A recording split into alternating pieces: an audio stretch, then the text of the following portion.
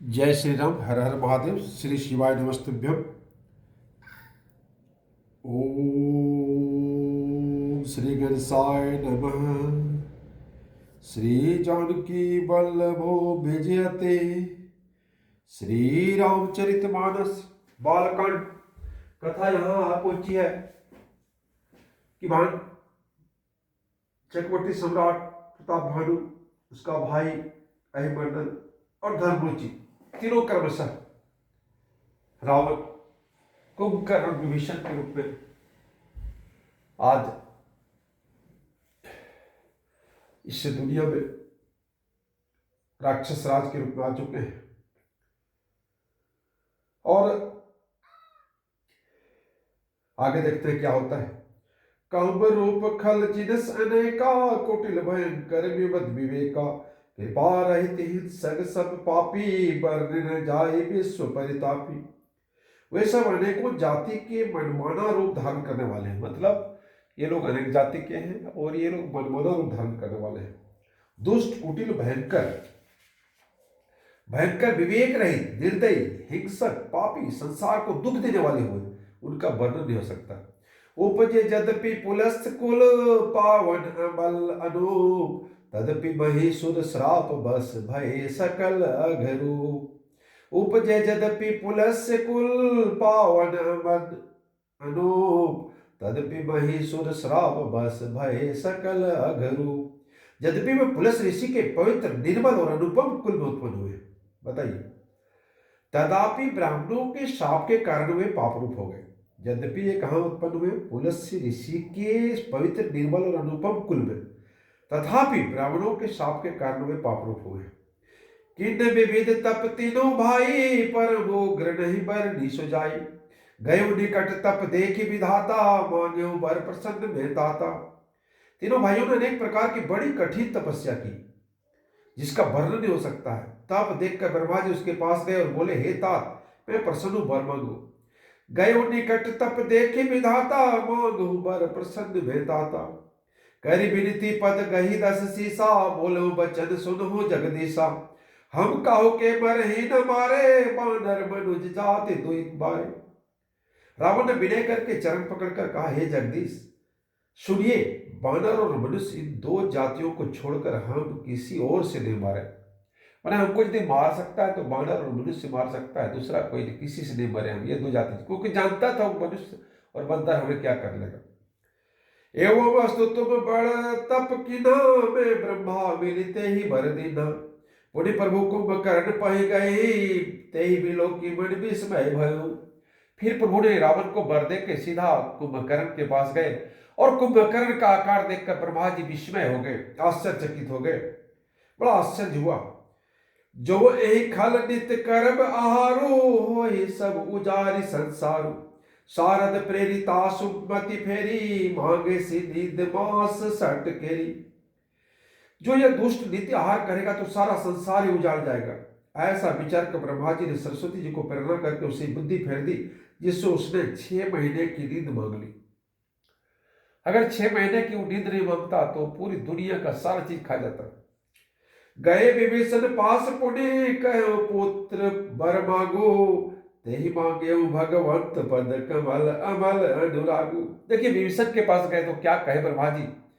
कहे कहे हो पुत्र वर मांगो, हे पुत्र वर मांगो। और किसी को ब्रह्मा जी ने पुत्र नहीं कहा। देखिए, बोलो बचन सुनो जगदीशा, हम का मतलब, कहने का मतलब है ब्रह्मा जी को कितना प्यार था विभीषण से, क्योंकि विभीषण भगवत भक्त थे। गए विभीषण पास पुनि, कहो पुत्र वर मांगो, ते ही मांगे भगवत पद कमल अमल अनुरागु। फिर ब्रह्मा जी विभीषण के पास गए, बोले, हे पुत्र वर मांगो। उसने भगवान के चरण कमलों में निर्मल, निष्काम और अन्य प्रेम मांगा। निष्काम और अन्य प्रेम, कोई स्वार्थ नहीं था। तिन्हि देहि बर ब्रह्म सिधाए, हर सिद्धे अपने गृह आए। मैं तनुजा मंदोदरी नामो, परम सुंदरी नारी लालमा। उनको वर देकर ब्रह्मा जी चले गए और वे तीनों भाई हर्षित होकर अपने घर लौट गए। मैं दानव की मंदोदरी नाम की कन्या परम सुंदरी और स्त्रियों में शिरोमणि थी। सोई मैं दिन रावण हियानी होए जातु धान पति जानी हर्षित भयो नारी भली पाई पुनि दो बंधु विहाय सी जाई। मैंने उसे लाकर रावण को दिया। उसने जान लिया कि यह राक्षसों का राजा होगा। अच्छी स्त्री पाकर रावण प्रसन्न हुआ। फिर उसने जाकर दोनों भाइयों का विवाह कर दिया। गिरि त्रिकूट एक सिंधु मझारी विधि निर्मित दुर्गम अति भारी सोई मैदान बहुरी संवारा कनक रचित मणि भावन अपारा। समुद्र के बीच में त्रिकुट नामक पर्वत पर ब्रह्मा का बसाया हुआ एक बड़ा भारी किला था। महान मायावी और निपुण कारीगर मैं दानव ने उसको फिर सजा दिया। उसमें मणियों से जड़ हुए सोने के अगणित महल थे। भोगावती जसी अहि कुलवासा अमरावती जसी शक्र निवासा तिनते अधिक रम्य अति मंका जग विख्यात नाही नाम ते लंका। जैसे नागपुर की रहने वाली पाताल लोक में भोगावतीपुरी है और इंद्र के रहने वाली स्वर्गलोक में अमरावतीपुरी है, उनसे भी अधिक सुंदर, यानी भोगावतीपुरी और अमरावतीपुरी दोनों से अधिक सुंदर यह बंका का यह दुर्ग है और जगत में इसका लंका के नाम से प्रसिद्ध है। खाई सिंधु गभीर अति चारों देश फिर आओ कनक कोट मणि खंचित वर्ण जाए बनाओ। उसके चारों ओर समुद्र की अत्यंत गहरी खाई को घेरे हुए है। उस दुर्ग के मणियों से जड़ा हुआ सोने के मजबूत परकोटा है जिसकी कारीगरों का वर्णन नहीं किया जा सकता।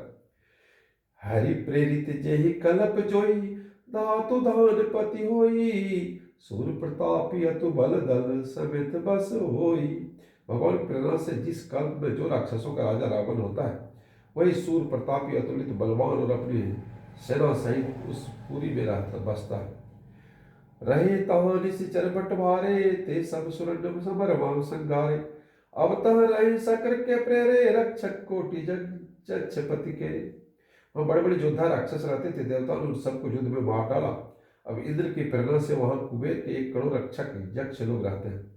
10 मुख कतु खबरिया सिपाही सैन्य साजी गढ़ घरे से जाई देखी विकट भट बड़ी कटकाई जक्ष जीव ले गए पराई। रावण कहीं ऐसी खबर मिली कि उसने सेना सजाकर किले को जा घेरा।